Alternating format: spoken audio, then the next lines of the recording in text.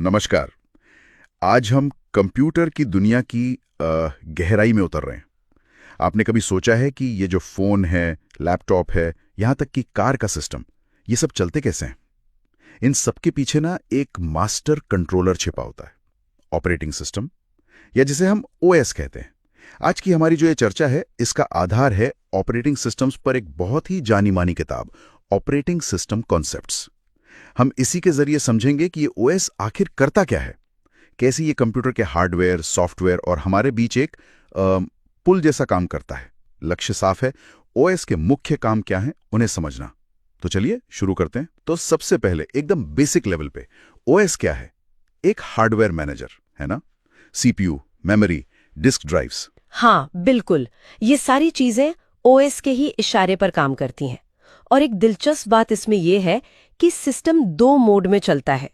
एक होता है यूजर मोड और दूसरा कर्नल मोड। यूजर मोड और कर्नल मोड, ये सुनने में थोड़े टेक्निकल लगते हैं। इसका मतलब क्या है आम भाषा में?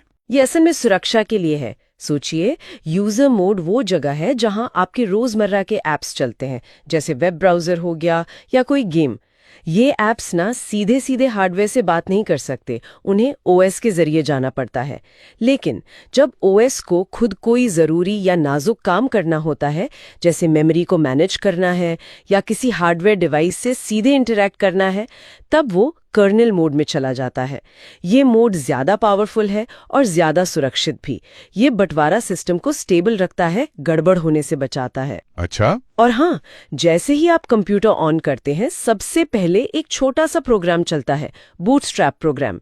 इसका काम ही यही है कि ओएस को मेमोरी में लोड करे और सिस्टम चालू हो जाए। ओके, तो ये मोड एक तरह की सेफ्टी लेयर हो गई। ठीक है, हार्डवेयर संभल गया। अब उन सारे प्रोग्राम्स का क्या जो हम एक साथ चलाते रहते हैं? ओएस ये कैसे तय करता है कि भाई पहले कौन चलेगा बाद में कौन? हाँ, ये बहुत जरूरी सवाल है।